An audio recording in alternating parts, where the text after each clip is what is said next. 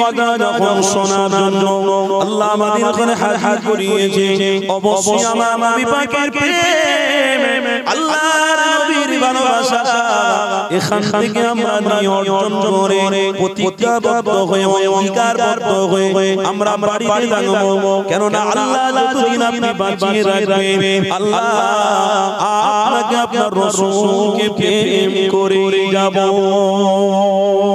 এই জন্য ঈমানি মাহফিলে আসা, এই জন্য ঈমানি মাহফিলে বসা। কেননা মুজাদ্দিদ জামানের অনুসারীরা আজ ঈমানি মাহফিল পেয়েছে একটাই কারণে, আল্লাহ তার রাসূলের প্রেমটাকে আনা, পুনরায় গুনার কথা ভুলে গিয়ে ঈমানি মাহফিলে এসে আল্লাহ তার রাসূলকে প্রেম করা। মুজাদ্দিদ জামান এই রকম ব্যবস্থা করে গিয়েছিলেন। মুজাদ্দিদ জামান তেনার ভক্ত মুরিদের ঘরে ঈমানের রাস্তা দেখিয়ে গেছে।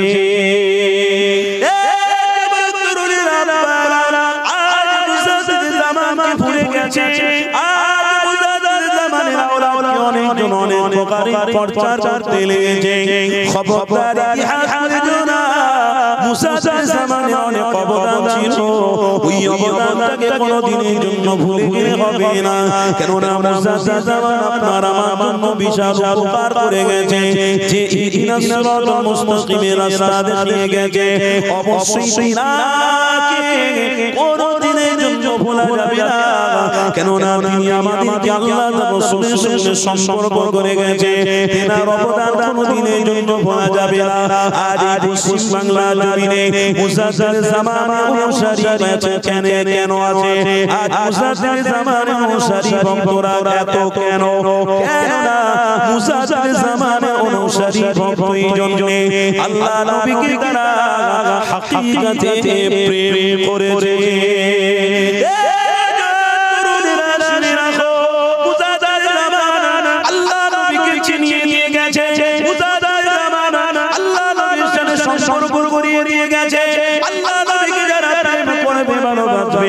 অবশ্যই তাদের পক্ষে আল্লাহ থাকবে। তাই মুজাদ্দিদ জামান যে কাজ করেছিল, আমিরে শরিয়াত কুতুবুল আ'আদ যে কাজ করেছে ওটা সত্য কাজ, মিথ্যা নয়। কেননা যে ব্যক্তি পৃথিবীর জমিনে রাসূলুল্লাহর প্রেমের ইজহার করবে, রাসূলুল্লাহর দাবা করবে, আল্লাহ তার উপরে নিরাপত্তা বরকত নাযিল করে। আমার মুজাদ্দিদ জামান কাজ করেছিল, আমার মুজাদ্দিদ জামানের অনুসারী যারা হয়েছিল তারা আমার নবীর সাথে দিদার পেয়ে গেছিল। এই বসিরাটিয়া জমিনে শেষ হয়েছে আল্লামা রুহুল আমিন রাহমাতুল্লাহ আলাইহি, এত বড় জ্ঞান প্রাপ্ত আলেম, এত বড় চক্ষুপূর্ণ উলামা আমার মুজাদ্দিদ জামানের কদম ধরেছিল। আমার মুজাদ্দিদ জামান তেনাকে নিয়ে আমার রাসূলুল্লাহর সাথে সম্পর্ক গড়িয়ে দিয়েছেন। আল্লামা হুজুরের সাথে আমার নবী পাকের সাথে দিদার হয়ে গিয়েছিল।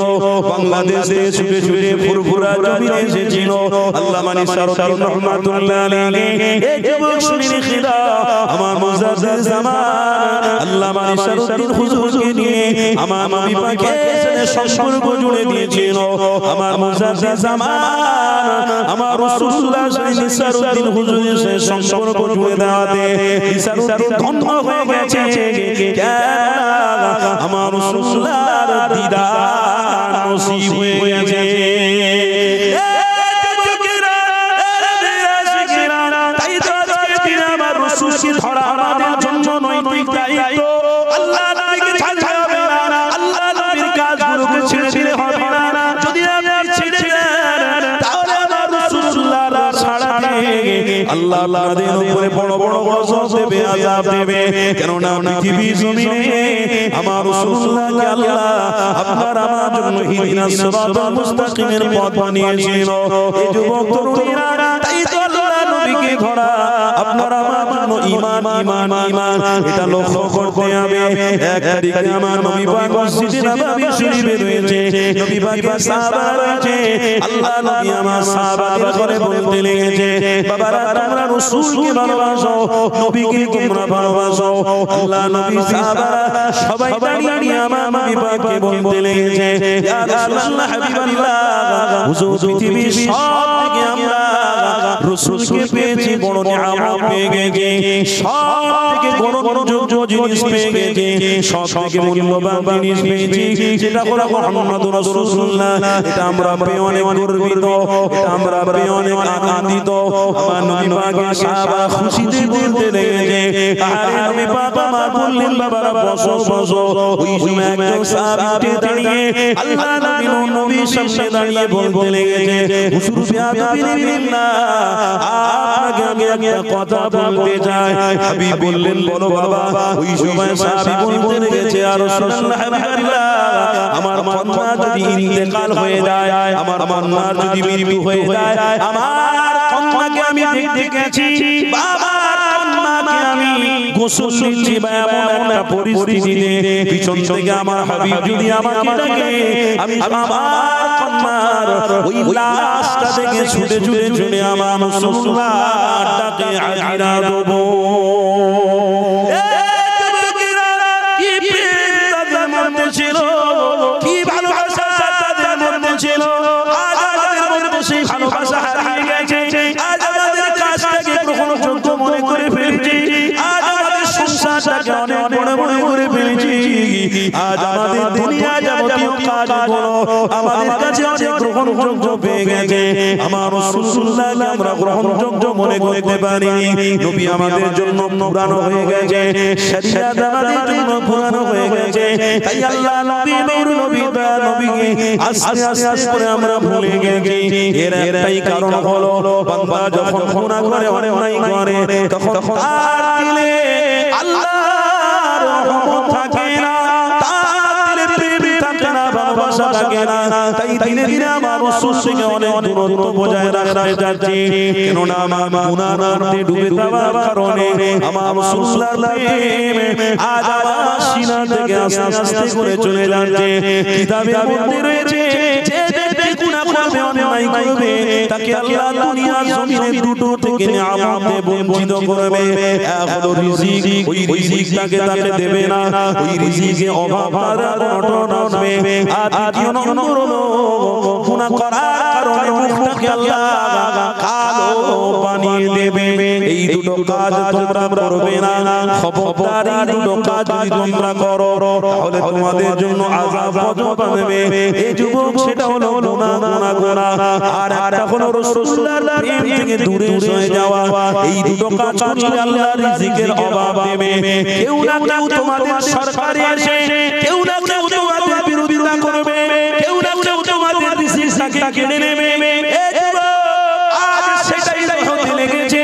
অনেক মানুষের কাছে রিজিকের অভাব দেখা যাচ্ছে, কাজ কাম আস্তে আস্তে করে বন্ধ হতে লেগেছে। আজকে সমাজের মানুষেরা আস্তে আস্তে করে অভাবের মধ্যে চলে যেতে লেগেছে। এই যুবক, একটাই কারণ হলো, আল্লাহ নবীদের হাজার বছর আগে জানিয়েছিল, এর কারণটা হলো গুনাহ করার কারণে। গুনাহ বান্দা করলে আল্লাহর পক্ষ থেকে শাস্তি আসবে। খবরদার গুনাহ করো না। আজ আমরা চোখেও গুনাহ করছি, আজ আমাদের হাতে গুনাহ হতে লেগেছে, আজ আমাদের পায়েও গুনাহ হতে লেগেছে। আজ আমাদের পথে পথে গুনাহ হতে লেগেছে। খবরদার, গুনাহকারীদের জন্য আল্লাহ একটা রাস্তা রেখে দিয়েছে। এটা কোরআনের মধ্যে কি লেখা রয়েছে? ইন্নাল্লাহা ইউহিব্বুত তাওয়াবিন ওয়া ইউহিব্বুল মুতাতাহহিরিন। তোমরা তওবা করে নাও, আমি আল্লাহ দরওয়াজা খোলা রেখে দিয়েছি। হাজার গুনাহ করলেও আমার বান্দা, আমি আল্লাহ আমার কাছে তওবা করলে মাফ করে দেব।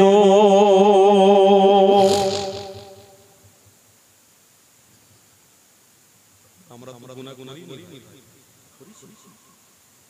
এতজন মাহফিলে বসে আছেন, আমাদের দ্বারা গুনাহ হয়েছে। ও আপনারা গুনাহ করে বলে মাহফিলে বসেছেন, আর যারা ঘুরছেন তারা গুনাহ করে। তাই তো মনে হচ্ছে আমার মায়েরা সব ঘর বাড়ি ছেড়ে দিয়ে তালা মেরে দিয়ে মাহফিলে বসে আছে। দেখো কেন বসেছে? ওরা গুনাহ করেছে বলে বসেছে। আর মায়েরা সব বলছে আমরা গুনাহ করিনি, আমরা ঘরে রয়েছি।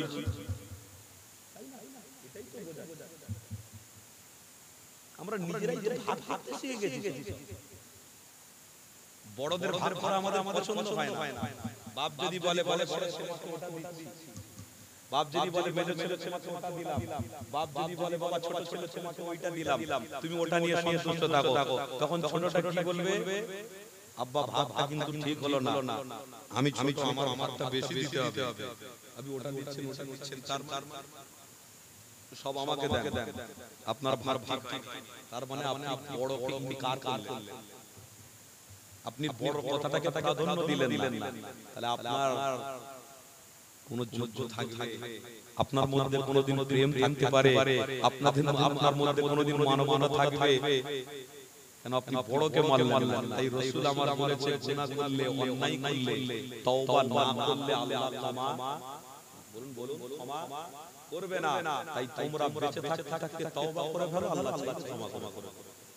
জোরে বলে আর না হয় গোটা চারে কাঠ জোগাড় করো, শুনছেন তো আমার কথা, গোটা চারে কাঠ জোগাড় করো, মানুষ মরে গেলে ধরে নিয়ে ওই কাঠের উপরে আগুন জ্বালিয়ে দাও, খারাপ না কি করব? দেখো সিস্টেম যেন না পাল্টে যায়, কঠিন দিন আসে, সিস্টেম যেন না পাল্টে যায়। কেন এই মুসলমানের ঘরে বাচ্চা জন্ম নিয়ে, এই মুসলমানের ঘরের বাচ্চা হয়ে কানে আজান শুনে, সেই মুসলমানের বাচ্চা বড় হয়ে কি বলছে? কোরআনে ভুল লেখা রয়েছে, জোরে বলে নাউজুবিল্লাহ, আরো জোরে দিয়েছে টেনে, শুনছেন না? বেশি খুলে বলছি না, বুঝে নেন, দিয়েছে টেনে, কি করেছে? মরে গেলে ওটা কি পছন্দ লাগলো? আরে যে ইসলাম সম্পর্কে আল্লাহ নিজে পবিত্র কোরআনে বলছে, ইন্নাদ-দীন ইনদাল্লাহিল ইসলাম, ইসলামটা আমার মনোনীত পছন্দনীয়, আমার পছন্দনীয় ছেড়ে দিয়ে বান্দা কোথায় যাচ্ছে? আমার রাসূলের দেখানো রাস্তাকে ছেড়ে দিয়ে কোথায় যাচ্ছ? তাহলে কোরআন কি বলছে? ইন্নাল্লাযীনা কাফারু ওয়া মাতু ওয়া হুম কুফার উলাইকা আলাইহিম লানাতুল্লাহ। যখন তোমরা নিজেরা মত পছন্দ করবে, নিজেরা ব্যক্তিগত জীবন পরিচালনা করবে, তখন আল্লাহ তার রাসূলকে তোমরা ভুলে যাবে, আর ভুলে যাওয়া মানে আল্লাহর পক্ষ থেকে তোমাদের উপর বদদুয়া নাযিল হতে থাকে। ওরে রাসূলুল্লাহর দেখানো রাস্তাটাই তো আল্লাহকে পাওয়ার রাস্তা ছিল, তুমি ওই রাস্তাটা ছেড়ে দিয়ে কোন রাস্তা ধরেছো? এদের রাস্তা ধরছো? যাও এদের রাস্তায় চলে যাও। আজকে সমাজে কিছু মা আছে, তাদেরকে খারিজ করার জন্য, তাদেরকে আমার বাড়ি থেকে বের করার জন্য, কিছু গুণ আছে, তাদের ঘরের বাড়ি থেকে বের করে অন্য পন্থা অবলম্বন করানোর জন্য কিছু মানুষ টেন্ডার পেয়ে গেছে, জানেন? তাদেরকে অন্য রাস্তায় নিয়ে অন্যদের সাথে সম্পর্ক গড়িয়ে দিয়ে আমার মুসলমানকে ছোট করা, ইসলামকে ছোট করার প্ল্যান করছে। খবরদার, এতে আমাদের অঙ্গীকারবদ্ধ হতে হবে, প্রতিজ্ঞাবদ্ধ হতে হবে। অঙ্গীকারবদ্ধ করছি, প্রতিজ্ঞাবদ্ধ করছি যে আমি যেন ইসলামের অনুসারী, আমার বিবি, আমার কন্যা, আমার মা, আমার বাপ সবাই যেন ইসলামের অনুসারী হয়ে হতে পারে। জোরে বলো, আর জোরে বলুন। আমি কিছুদিন আগে মোবাইলে দেখছিলাম, এই মোবাইলে বিবাহের কার্ডগুলো আমার কাছে আসছিল, অমুকের জন্য অমুকের জন্য, খুলে বলছি না, অমুকের সাথে অমুক এই করে তারা পছন্দ করে এক একজনকে পছন্দ করে তারা চলে যাচ্ছে। ঘর বাড়ি, ইসলাম, সারা শরিয়াত, আল্লাহ তার রাসূলকে ভুলে তারা অন্যকে পছন্দ করে ফেলছে। এ থেকে বাঁচানোর জন্য আমাদেরকে সিকিউরিটি হিসেবে কাজ করতে হবে, আমাদেরকে মজবুত হতে হবে। আজ আমার ঘরের গার্জেন মজবুত নেই বলে আমার মেয়েটা অন্য কোনো পথ ধরে নিচ্ছে, আমি গার্জেন মজবুত নেই বলে আজ আমার ঘরের বিবিটা অন্য রাস্তাকে ধরে নিচ্ছে। এর জন্য দায়ী কিন্তু আপনি বলে দিয়ে যাচ্ছি। তাই আমার ইসলামটা যখন আল্লাহর পছন্দ, এই ইসলামের জন্য আমাকে বা আমার পরিবারকে এই ইসলামের জন্য কাজে লাগাতে হবে, এর প্রতিজ্ঞাবদ্ধ আপনাদের হতে হবে। হচ্ছেন তো? জোরে বলুন ইনশাআল্লাহ, জোরে বলুন ইনশাআল্লাহ। প্রতিজ্ঞাবদ্ধ বললেন তো? হাল ছাড়বো না তো? না, আমি আমার বিবিকে একটা মোবাইল দিয়ে দেবো, অ্যান্ড্রয়েড সেট, আমি কাজে চলে যাব, আর আমার বিবি এদিকে বাড়িতে খামাখা বসে থাকবে, অন্য পরপুরুষের সঙ্গে সম্পর্ক করবে। এটা আমার কন্যা কলেজে পড়তে যাচ্ছে, কলেজে পড়ে ভালো জায়গায় চলে যাবে, আস্তে আস্তে করে অন্য কারোর সঙ্গে লিঙ্ক করে ফেলবে। এটাই না, আপনার যেমন কাজটাও নৈতিক দায়িত্ব আছে, আপনার বাড়িতে সালামটাও নৈতিক দায়িত্ব আছে। জোরে বলে বলুন না, একটু মহব্বতে বলতে বলবেন না। আপনার বাড়িতে যেমন কাজের প্রয়োজন আছে, আপনার বাড়িতে আপনার বিবি আপনার বাচ্চাকে বসিয়ে রেখে কোরআন পড়াটাও শরিয়া। জোরে বলে বলুন, আপনার কাজের যেমন প্রয়োজন আছে, আপনি মসজিদে নামাজ পড়ে এসে আপনার বিবি আপনার আহল পরিবার আপনার বাচ্চাদের বসিয়ে রেখে দস্তরখান বিছিয়ে রেখে তাদেরকে নিজে দস্তরখান বিছিয়ে খাবার পরিবেশন করা, এটা ইসলাম। জোরে বলে বলুন। তাহলে এটার জন্য আপনাকে খাটতে হবে, শুধু তাদের পেট বাঁচাতে গিয়ে আমার শরীরকে অন্য রাস্তায় ক্ষয় করলে হবে না। কারণ আল্লাহর পবিত্র কোরআন বলছে, ইয়া আইয়ুহাল্লাযীনা আমানু, হে বিশ্বাসীগণ, কু আনফুসাকুম ওয়া আহলিকুম নারা, তুমি যেমন বাঁচার রাস্তা ধরেছো ইসলাম, তেমনি তোমার আহল পরিবারকে বাঁচার রাস্তায় রেখে যাও। তুমি মরে যাবে, তারা হাত তুলে দোয়া চাইবে তোমার কবরে, আল্লাহ আযাব থেকে maaf করে জান্নাতের বাগান বানাবেন। আরো জোরে জোরে বলো। এটার জন্য আমার রাসূলের মেহরবানি, এটার জন্য আমার রাসূল পাথরের আঘাত খেয়েছে, এটার জন্য আমার রাসূলের দাঁত ভাঙতে হয়েছে, আমাদের দাঁত ভেঙেছে, কাজ করতে গিয়ে আমাদের শরীরে অসুস্থতা এসে গেছে, শরীর দুর্বল হয়ে গেছে। এই বিবি বাচ্চা দুনিয়াদারি করতে গিয়ে খেটে খেটে খেটে খেটে রাতকে দিন চেষ্টা করে করে আমাদের শরীর কাটা হয়ে যাচ্ছে। আহারে, কিন্তু আমি মরে যাব, আমার ধন সম্পদ তারা দিয়ে আনন্দ রাখবে, আনন্দে থাকবে, ফুর্তি করবে। আহারে, একবার ভাবিনি আমার রাসূল কষ্ট করেছে কেন? আহল পরিবারকেও জান্নাতি বানানোর জন্য। জোরে বলুন। তাহলে আমি চেষ্টা করব আমার চলে যাওয়ার পরে আহল পরিবার এই রাস্তায় টিকে থাকলেও আমি নাজাত পাবো। আমার পরিবার যদি টিকে না থাকে কোনোদিন নাজাত পাবো না। পরিবারের ধ্বংস আমরাই করছি। যোগ্য মেয়ে হয়েছে, সেই মেয়েটা বাপকে এসে বলছে, আব্বা আমি মোবাইলে ফেসবুকে কাপড় দেখি, সেই কাপড়টা আমাকে কিনে দেবেন। আব্বা দেখলো না এই কাপড়ের মধ্যে পর্দা রয়েছে কিনা, এই কাপড়ের মধ্যে শরিয়াত আছে কিনা, দেখলো না। এখনকার কাপড় বিক্রি হচ্ছে, ওই কাপড়টা কিনে মেয়েকে দিয়ে দিল। ওই মেয়ে ছেলেটা উলঙ্গ নারীর সাজে বাপের বাইকের পিছনে বসে বসে যাচ্ছে, গ্রামের ছেলেরা সব নজর দিয়ে দেখতে যাচ্ছে। দায়বদ্ধ কে নেবে? এই গুনার ভার কে নেবে? আপনার বিবিকে আপনি বোরকা কিনে দিয়েছেন, বোরকা আপনার বিবি ফেসবুকে দেখে বলছে এই বোরকাটা আমার খরিদ করে দেবেন। শুনছেন? এই বোরকাটা খরিদ করে দেবেন, কিনে দেবেন। আপনি গেলেন বোরকা দোকানে, বোরকাটা খরিদ করে আপনার বিবিকে দিয়ে দিলেন।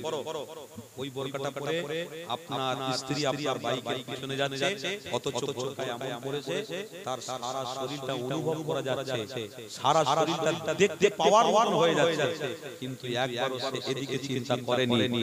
সে বাইকে বসে যাচ্ছে, গ্রামের সব ছেলেরা দেখতে যাচ্ছে, তারাও মজা করছে, আর এও জাহান্নামের খোরাক হতে হবে। আমার কথা কি সুবিধা হচ্ছে? বলুন। কষ্ট হচ্ছে? আব্দুল কাদের জিলানী হুজুরের একটা কথা আমার মনে পড়ে গেল, একটু বলে দিই। আব্দুল কাদের জিলানী হুজুরের আব্বার নাম আবু মুসা জাঙ্গির রহমাতুল্লাহ আলাইহি। হ্যাঁ, আবু মুসা জাঙ্গির রহমাতুল্লাহ আলাইহি রাস্তা দিয়ে হেঁটে যাচ্ছে, দেখতে পাচ্ছে একটা নারী কাপড় শুকাচ্ছে। হুজুর যেতে হঠাৎ থমকে গিয়ে ওই কাপড়ের দিকে নজর দিচ্ছে। একটা বেটা ছেলে রাস্তায় দাঁড়িয়ে কাপড়ের দিকে নজর দিচ্ছে, তার দিকে নজর দিচ্ছে। হুজুর আমাকে দাঁড়িয়ে ওই দুটো দৃশ্যকে দেখছেন। কিছুক্ষণ দাঁড়িয়ে দেখে আর সহ্য করতে না পেরে আবু মুসা জাঙ্গির রহমাতুল্লাহ আলাইহি ওই কাপড়টাকে পেড়ে নিজের হাতে ছিঁড়ে ওইখানে আগুন ধরিয়ে দিয়েছে। দূর থেকে মেয়ে ছেলেটা দেখতে পেয়েছে, তার পিতাকে ডেকে নিয়ে আসছে, আব্বা আমার কাপড়টাকেও পুড়িয়ে দিয়েছে, চলো ছিঁড়ে দিয়েছে, চলো। ছুটে এসে আব্বা মেয়ে বলছে, আবু মুসা জাঙ্গির আপনি কাপড়টাকে পুড়িয়ে দিলেন, কার কথা? আপনার কে অধিকার দিয়েছে? সত্যি আপনার মেয়ের কাপড় যদি কেউ পুড়িয়ে দেয় আপনি হিসাব দেবেন না? আপনি তার মানে চাইবেন না? আবু মুসা জাঙ্গি হুজুরকে জিজ্ঞাসা করছে, হুজুর আমার চুপ করে রয়েছে, শুনছেন তো নাকি? হুজুর আমার করে রয়েছে। কিছুক্ষণ পরে বলছে, ওগো শোনো, আমি আবু মুসা জাঙ্গিদার দেখতে পাচ্ছি, তোমরা তা দেখতে পাওনি। তোমার এই কন্যার কাপড়ে পর পুরুষ নজর দিচ্ছিল অনেকক্ষণ থেকে। জানো, আমি যদি এই কাপড়টা পুড়িয়ে না দিতাম, এই কাপড় তোমার কন্যা পরিধান করত, ওই বদ নজরের জন্য আল্লাহ তোমার কন্যাকে জাহান্নামী বানাতো। আমি আবু মুসা জানজি ওই বদ নজর থেকে বাঁচানোর জন্য কাপড়টাকে ধরে ছিঁড়ে পুড়িয়ে ফেলেছি যাতে তোমার কন্যা যেন আল্লাহর জান্নাতে যেতে পারে। একবার জোরে বলো নারে তাকবীর। এটাই হলো ইসলাম। ইসলামে কঠোরতা অবলম্বন করার শর্ত আছে। আপনি ইসলামের কঠোরতা কি অবলম্বন করছেন? একটা কথা যদি বলি আপনারা রাগ করবেন না, একটা কথা যদি বলি আপনারা প্রশ্ন করবেন হয়। এই যে মাহফিলে আপনারা এসেছেন, বলুন তো কেউ যে আমি মাহফিলে আসার সময় আমার ছেলেকে বলে এসেছি বাবা আমি যাচ্ছি জান্নাতের বাগানে, আমিও বসবো তুমিও বসবে। একজন হাত তোলেন তো, বলুন কঠোরতা অবলম্বন কোথায় করলেন? জোহরের নামাজ চলে গেল, জোহরের নামাজ অনেকেই পড়েছেন। আচ্ছা বলুন তো জোহরের নামাজের সময় আপনার ছেলেকে কজন বলে গেছেন বাবা চল আমি নামাজ পড়তে যাচ্ছি তুইও চল? একজন হাত তোলেন। কেউ বলেনি? টাকা পয়সার বেলায়, ব্যবসা বাণিজ্য দেখভালের বেলায় আপনার ছেলেকে বলছেন এই সবজিটা নিয়ে চল, টাইম হয়ে যাচ্ছে, গরম ভাত বাড়িতে করে দিচ্ছে, চাকরিতে জয়েন করতে হবে, স্কুলে জয়েন করতে হবে, তাড়াতাড়ি করে চলে যাচ্ছে। না গেলে শুয়ে থাকলে বাপ এসে বলছে, মা এসে বলছে তুই এতদিন স্কুলে গেলি না, সাসপেন্ড হয়ে যেতে পারিস, যা দেরি করছিস কেন? তখন আমরা কঠোরতা অবলম্বন করি। ইসলামের মজবুত হতে পারি না। ও মেয়ে জাহান যায়, ছেলে জাহান যায়, বিবি জাহান যায়। আমি একা আল্লাহ করব, নবী করব, আমি একা জান্নাতে গেলেই হলো বাবা। যাবে দেখা। ও যুবক, আপনার নবীর সাথে আপনি এক হতে পারবেন না এখানে। কেন? আপনি যদি আল্লাহর নবীর কাজটাকে প্রাধান্য দেন তাহলে নবীর সাথী হয়ে আপনি জান্নাতে যেতে পারবেন। আরো জোরে বলুন, আরো জোরে বলুন। আর যদি আল্লাহর রাসূলের কাজটাকে প্রাধান্য না দেন তাহলে আপনি নবীর সাথী হতে পারবেন না। নবীর উদ্দেশ্য ছিল 100% উম্মত, আমার পুরো উম্মত জান্নাতি হয়ে যায়। আর আপনার চিন্তা থাকা দরকার আমার পরিবার যেন আল্লাহ তাআলা রাসূলকে চিনে নেয়। জোরে বলুন, এই চেষ্টা করবেন না? বলুন সবাই করবেন না? জোরে বলুন ইনশাআল্লাহ। আরো জোরে বলুন ইনশাআল্লাহ। আল্লাহর কাছে দোয়া চাইবো শেষের দিকে, আল্লাহ আমাদের প্রত্যেককে ইসলামের জন্য আপনি কবুল করে নেন। বলুন আল্লাহুম্মা। আর জোরে বলুন আল্লাহুম্মা। দরুদ শরীফ আল্লাহুম্মা সাল্লি আলা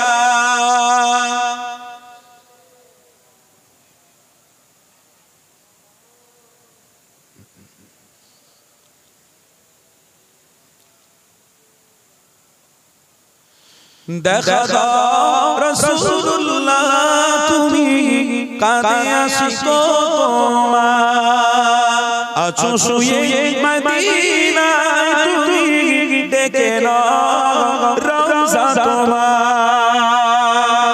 দেখা রাসূলুল্লাহ তুমি কাঁদে আশিকো তোমার, আছো শুয়ে মদিনায় তুমি ডেকে নাও রওজা তোমার। রাসূলুল্লাহ কি হবে উপায় আমার, রাসূলুল্লাহ কি হবে উপায় আমার। আল্লাহুম্মা সাল্লি আলা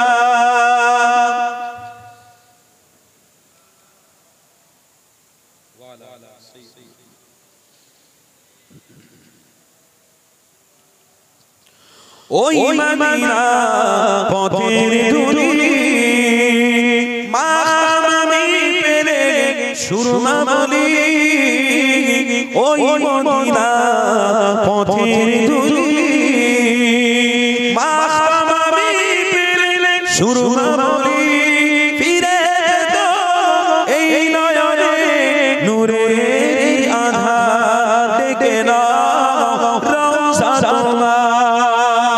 আরো জোরে হবে না? ডেকে নাও রওজা তোমার। রাসূলুল্লাহ কি হবে উপায় আমার, রাসূলুল্লাহ কি হবে উপায় আমার। দেখা দাও রাসূলুল্লাহ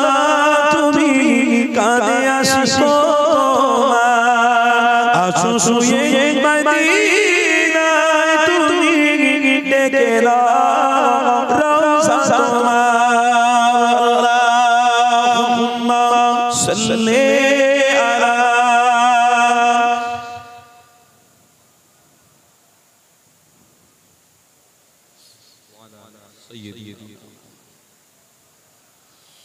মরণের চিঠি যখন আসে আমার কালিমার তাগিদ দিও বারে বার মরণের চিঠি যখন আসে আমার কালিমার তাগিদ দিও বারে বার প্রাণ জুড়ে দেখব চেহারা তোমার ডেকে নাও রওজা তোমার মহব্বতে হবে না ডেকে নাও রওজা তোমার রাসূলুল্লাহ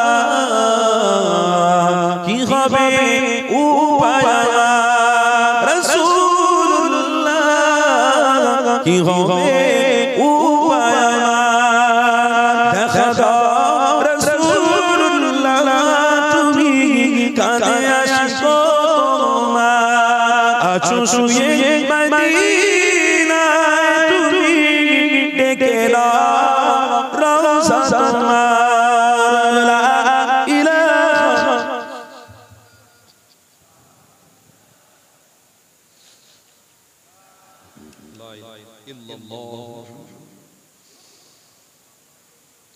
তোমার এসে যায় কত আশিকা এ অথম পড়ে আছে বালাওয়াতান তোমার এসে যায় কত আশিকা এ অথম পড়ে আছে বালাওয়াতান যেতে পারলাম দেশে তোমার দেখে নাও রওজা তোমার হবে না ডেকে নাও রওজা তোমার রাসূলুল্লাহ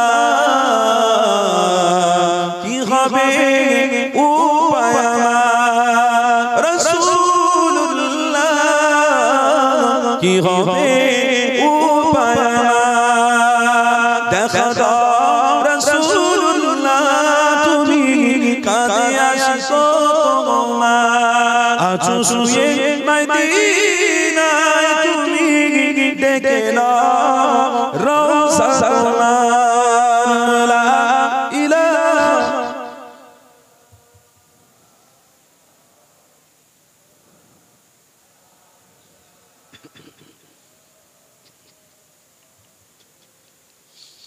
আসেন অনেক আলোচনা করলাম যে আলোচনা করছিলাম ওই আলোচনা থেকে আবার ফিরে যান আল্লাহ নবী আবার বলেছিলেন গুনাহকারীদের জন্য শাস্তি দুনিয়ায় এক হলো রিজিক তারা পাবে না দ্বিতীয় তাদের মুখটা কালো হয়ে যাবে কি গো তাই আল্লাহ নবী বলেছিলেন বাবা সাহাবারা খবরদার গুনাহ থেকে যেও না ইন্নাল্লাহা ইউহিব্বুত তাওয়াবিন ওয়া ইউহিব্বুল মুতাতাহহিরিন যদি তোমাদের দ্বারা গুনাহ হয়ে যায় যদি তোমাদের দ্বারা অন্যায় হয়ে যায় তাহলে তোমরা তওবা করে নাও তওবার দরওয়াজা খোলা রয়েছে তওবা করে দিলে আল্লাহ তোমাদের জীবনের গুনাহগুলো মাফ করে দেবে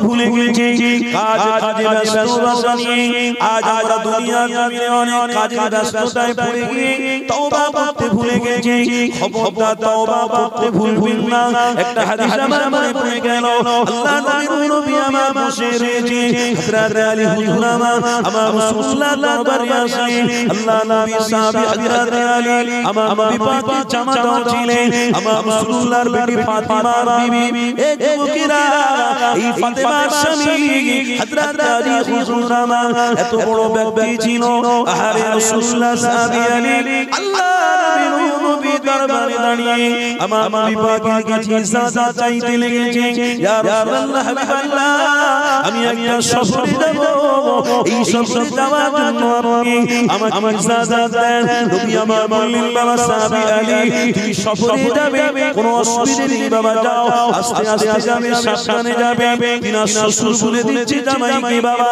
সাবধানতা অবলম্বন করবে রাস্তা দেখে দেখে হাঁটবে একটা কথা যাতে আলীকে বলেছিল বাবা আলী তোমার সফর 1 মিনিটের হতে পারে তোমার সফর 15 মিনিটের হতে পারে তোমার সফর আধা ঘন্টার হতে পারে তোমার সফর 1 দিনের হতে পারে বাবা আলী তুমি যখন সফর করা শুরু করবে তখন থেকে আল্লাহর কাছে তওবা করতে থাকবে তওবা করলে পরে আল্লাহ খুশি হয় তওবা করলে মানুষের মধ্যে অহংকার থাকে না তওবা করলে মানুষের মধ্যে রিয়া থাকে না তওবা করলে মানুষের মধ্যে হিংসা থাকে না যারা গুনাহগার হয় তাদের মধ্যে হিংসা থাকে যারা পাপার হয় তাদের মধ্যে মারামারি করতে ইচ্ছে হয় যারা পাপার হবে তারা জমি জায়গা দখল করে নিতে ইচ্ছা করবে যদি তওবাকারী হয় আল্লাহ তাদের ঘরে পছন্দ করে ওই তওবাকারীদের সাথে আল্লাহ রয়েছে আল্লাহর রহমত থাকবে আল্লাহ নিরাপত্তা থাকবে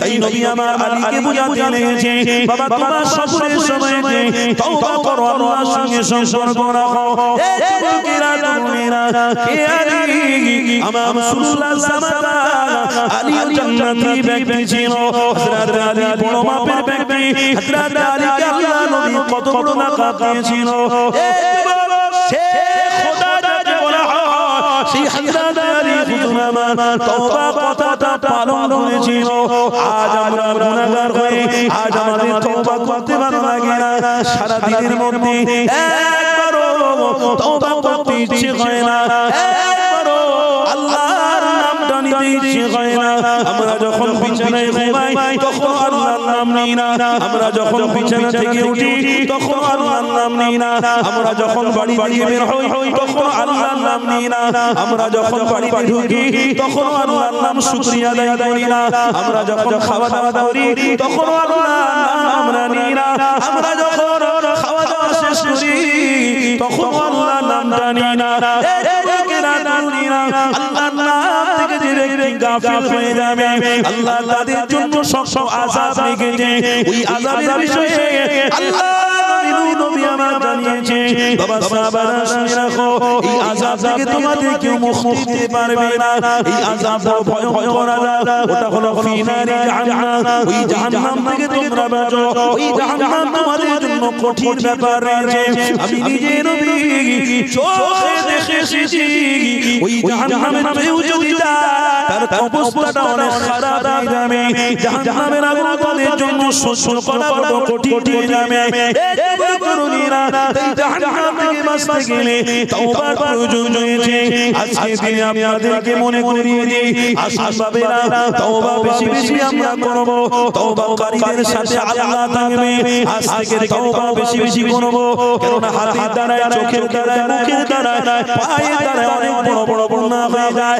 অনেক বড় বড় অন্যায় হয়ে যায় তাই তওবা আমাদের করতে হবে এই তরুণীরা একটা হাদিস আমার মনে পড়ে গেল এই হাদিসের কথাটা আপনাদের ঘরে ঘরে শুনিয়ে দিই এই তরুণীরা হযরত মুসা নবী জামানাতে পানি দেয় পানি খরা দেখা দিয়েছে পানি হচ্ছে না ওই মুসা নবী জামানাতে পানি ইসরাইল আল্লাহ নবী মুসা আলাইহিস সালামের কাছে এসে সবাই মিলে আবদার করছে আপনি আল্লাহর পয়গম্বর আপনি আল্লাহর কাছে সাহায্য চান আল্লাহ পানির ব্যবস্থা যদি করে দেয় মুসা নবী সবাই নিয়ে ফাঁকা জায়গায় দাঁড়িয়ে দাঁড়িয়ে আল্লাহর কাছে পানির জন্য সাহায্য চাইছে দুটো হাত সবাই মিলে দিয়েছে ভিখারির মতো আল্লাহর কাছে যখন পানি চাইতে লেগেছে মুসা নবী আল্লাহর পক্ষ থেকে পানি আসলো না মুসা নবী আবার ফিরে চলে গেলেন আবার দ্বিতীয় দিন এসে আল্লাহর কাছে পানি চাইতে লেগেছে আল্লাহ পানি দিলেন না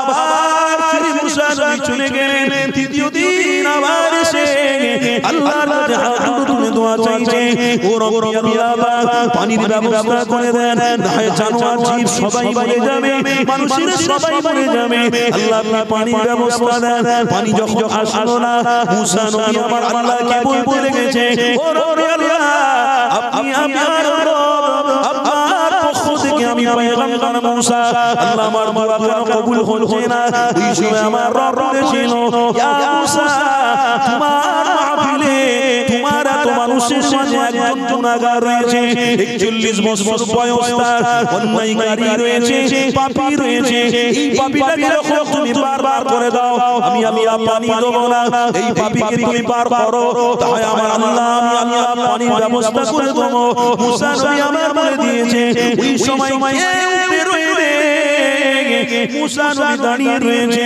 আল্লাহ পানির ব্যবস্থা করে দেন যে গুনাহগার অন্যায়কারী ওই সময় চাদর গায়ে দেখা ওই ব্যক্তিটা মুড়ে আল্লাহর সঙ্গে অন্তর দিয়ে সম্পর্ক করে ফেলেছে আল্লাহর কাছে ফরিয়াদ করছে ও রব্বি আলামিন আল্লাহ হাজার মানুষ সেখানে রয়েছে আমিও তো পাপী আপনার পয়গম্বর মুসা আমাকে বেরোতে বলেছে আল্লাহ আমি যদি ফিরে যাই সবাই আমাকে গুনাহগার বলবে অন্যায়কারী পাপী বলবে ও রব্বি আল্লাহ আপনি এত বড় রিজিকের মালিক আল্লাহ আপনার সাথে সম্পর্ক জুড়েছি আল্লাহ আপনি আমাকে মাফ করে দেন আল্লাহ আপনি আমার গুনাহকে মাফ করে দেন আপনার সাহায্য চাইছি আল্লাহ আপনি আমাকে ক্ষমা করে দেন আমার রবের সাথে দিল দিয়ে যখন রবের সাথে সম্পর্ক করেছে আল্লাহ ওই ব্যক্তির গুনাহগুলো মাফ করে দিয়ে ওই জমিনে সাথে সাথে আল্লাহ পানি ব্যবস্থা করেছে আরো জোরে বলুন আপনারা দাঁড়িয়ে আছেন জায়গা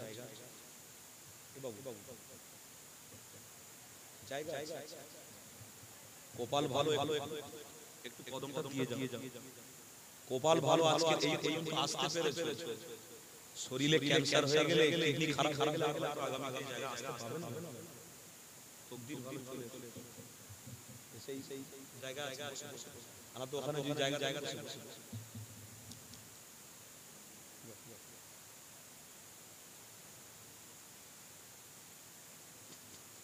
আচ্ছা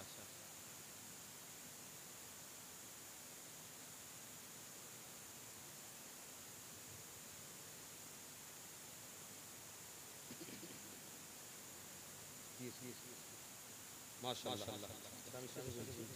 আচ্ছা হ্যাঁ বসো আব্বারা বসো তোমরা ছেলেরা দাঁড়িয়ে আছো তোমার আব্বারা বসে সাদা হাতিওয়ালা বসে তোমার পিতারা তোমরা ছেলেরা বসছো পিতাকে অপমান করছো অপমান করছো বাপকে বসো কষ্ট নিলেন না কি গো হাদিস শরীফ বলছিলাম ওই বান্দাটা যখন দিল দিয়ে আল্লাহ সম্পর্ক করেছে আল্লাহ তাআলা তাকে maaf করেছে পানি এসে গেছে মুসা নবী বলছে ইয়া রাব্বি আল্লাহ কেউ তো বেরোলো না পানি এসে গেছে শুনছেন ইয়া আল্লাহ কেউ তো বেরোলো না পানি আসে আল্লাহ বলছে ইয়া মুসা যে অন্যায় করেছিল যে পাপ করেছিল সে দিল থেকে আমার কাছে ক্ষমা চেয়েছে আমি তো আল্লাহ রহমান রহিম গফফার আমি maaf করে দিয়েছি আজকে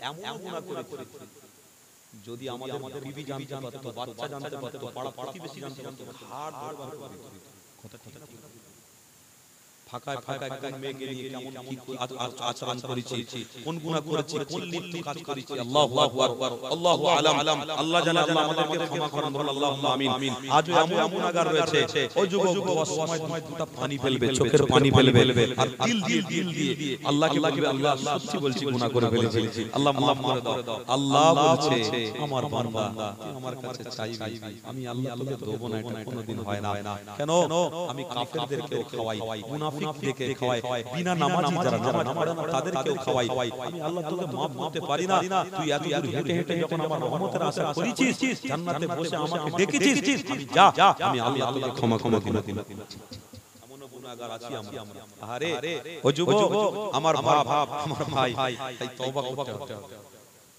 পথে পথে তওবা করব। আমার মা বোনদের ঘরে বলছি, আপনারা কাজ কাম অনেক করেন, তবু অনেক গুনাহ হয়, আপনারাও তওবা করুন। কেন? তওবাকারীদের সাথে আল্লাহর রহমত এবং নিরাপত্তা থাকে। জোরে বলে বলুন। দাড়িওয়ালা টুপিওয়ালা ওই ব্যক্তি যদি তওবা না করে, ওই দাড়ি ওই টুপির সম্মান তারা কোনোদিন পাবে না, বেইজ্জতি হবে। আর যদি দাড়ি টুপি জুব্বা থাকে, আল্লাহর কাছে তওবা করে, দিল থেকে আল্লাহর সাথে সম্পর্ক রাখে, ওই বান্দার সাথে আল্লাহর নিরাপত্তা থাকবে। দুনিয়ার কোনো মানুষকে নিরাপত্তা দিতে হবে না, ওই ব্যক্তির সাথে আল্লাহর ফেরেশতারা নিরাপত্তা দিতে যাবে। আল্লাহর রহমত থাকবে। অতি দুশমন যদি তাকে আঘাত দেওয়ার জন্য আসে, আমার খাজা গরিবের নামাজের মতন আল্লাহ তাকে হেফাজত করবে। আমার মুসাফির জামানের মতো আল্লাহর ফেরেশতা দিয়ে তাদের হেফাজত করবে। আর জোরে বলো। তো মুসা নবী আল্লাহর কাছে বলছে, ও রব্বি আল্লাহ, ওই গুনাহগার ব্যক্তিকে আমার দেখা আমি একটু দেখতে চাই কে গুনাহ করেছিল। আল্লাহ বলছে, ইয়া মুসা, গুনাহগারকে দেখা করাবো না কেন? আমি আল্লাহ রহমান আর সে গুনাহগার, সে তো সম্পর্ক মুসার সঙ্গে করে নেই, সে সম্পর্ক আমি আল্লাহ আমার সঙ্গে করেছে। রক্তরক্তি আমি করে নিয়েছি, তাকে ক্ষমা করে দিয়েছি। মুসা আর দেখার দরকার নেই। কেন মুসা, তুমি দেখলেই তো প্রচার করবে ওই গুনাহগারকে, ওই গুনাহগারকে আল্লাহ maaf করেছে। মুসা তুমি বলো আল্লাহ মাফকারী, এটাই বলো, আমি আল্লাহ ক্ষমাকারী, অবশ্যই আমার কাছে তওবা করবে। মুসা তোমার আড়ালেও যদি তওবা করে, আমি আল্লাহ তাকে maaf করে দেব। আরো জোরে জোরে বলো। যাই হোক, তওবার বিষয়ে একটু কথা বললাম, একটু শেষের দিকে আসছি, সময়ের দিকে লক্ষ্য করে। ঠান্ডার রাত, জলসা করতে হয় তো, আপনারা সবাই চান তো জলসা হোক। আচ্ছা, এটা ভালো কাজ না, ভালো কাজ না, ছেলেরা যদি এটা বন্ধ করে দেয়, আগামী তো উলঙ্গ নারীদের নাচ হয়, উলঙ্গ নারীদের ঘরে নিয়ে এসে দুয়ারে বাড়া গাড়িয়ে ছোট একটা কম্বল খেটিয়ে যদি নাচ দেয়, লোক ঠেকানো পারবে না। তখন গ্রামের মুরব্বিরা চোখের পানি ফেললেও কাজ হবে না। কারণ আপনারা ক্ষমা করবেন, আমি কাউকে ব্যক্তিগতভাবে আঘাত দিচ্ছি না, আমি কাউকে আঘাত দিচ্ছি না, ক্ষমা করবেন। আপনি যদি আপনার ছেলেকে বলতেন, বাবা তোরাও কর, আমরাও তোদের সাথে আছি, আলহামদুলিল্লাহ, এই কাজটা করলে আমার আল্লাহ তাআলা রাসূলের পক্ষে থাকা হবে। জোরে জোরে বলো। এই কাজটা হচ্ছে সাপোর্ট করবেন না, কেউ বিরোধী করবেন না। হ্যাঁ, ছেলে নামাজি হতে পারে, আলহামদুলিল্লাহ হবে। আপনি পড়া, আপনি যদি নামাজি হন, পড়া আগাও যাবে। আর আপনি যদি ছেলের সাথে সিগারেট ছেলে বাপ খায়, আপনি যদি ছেলের সামনে বাড়িতে বসে বসে মদ কিনে মদ খান, তাহলে আপনার ছেলে বড় কি করবে? শরিয়তের কাজ করবে, ইসলামের কাজ করবে, আগে আপনাকে পেটাবে। কেন পেটাবে? আপনি খেয়েছেন, ও দেখেছে, ও মদ কিনে এনে বাড়ি বসে বসে খাবে, আপনাকে ইজ্জত পাবেন না আপনি। তাই আপনি ঠিক হলে আপনার পরিবার ঠিক হবে। কথা ঠিক না বলুন? আপনি ঠিক হন, আপনার হাল পরিবার ঠিক হয়ে যাবে। আর আপনি যদি ঠিক না হন, হাল পরিবার কোনোদিন ঠিক হতে পারে না। কিছু স্বামী আর স্ত্রী ঝগড়া করে বাচ্চা ছেলেদের সামনে, এটা করবেন না। বাড়িতে কুটিনাটি হাঁড়ি থাকলে ঠোকাঠকি হবে, তাই বলে বাচ্চা ছেলেদেরকে লক্ষ্য করবেন। আপনি যা করছেন তারা কিন্তু ফলো করছে, আগামীতে সেই কাজকে তারা এফেক্ট করে নেবেন, ক্যাচ করে নেবেন। তখন কিন্তু সমস্যা আপনার বাড়বে, আপনার স্ত্রী বাড়বে। আল্লাহ বলেন হেফাজত করেন, বলুন আল্লাহুম্মা আমিন। আগামী বছর অনেকে ওয়াদা করেছেন, কমিটি ভাইরা অনেকে মাহফিলটা চালাতে গিয়ে অনেক কষ্ট করছেন রাত দিন। আল্লাহ কবুল করুক, এদের মেহনত করুক। আপনারা আপনার পিতা, আপনারা ছেলেদের জন্য দোয়া করবেন। আসুন, আগামী বছর জলসার জন্য একটা খরচার ব্যাপার রয়েছে, আপনাদেরকে বেশি কিছু বলবো না, হালকা করে বলছি। আগামী বছর মাহফিলের জন্য 2000 টাকা করে 10 জন ব্যক্তি বলুন। দেখি নবীর প্রেমিক নবীর আশা। একজন বিসমিল্লাহ বলে হাত তুলুন দেখি, তুলুন দেখি রাসূল নবীর প্রেমিক, যে হ্যাঁ আমি সাপোর্ট করছি। আগামী বছরেরা জলসা করুক, আমি নিজের গাঁটির টাকা, হালালের টাকা, ইনকামের টাকা আমি এই ভালো কাজে খরচা করব। একজন হাত তুলুন, এতগুলো মানুষের তুলুন দেখি।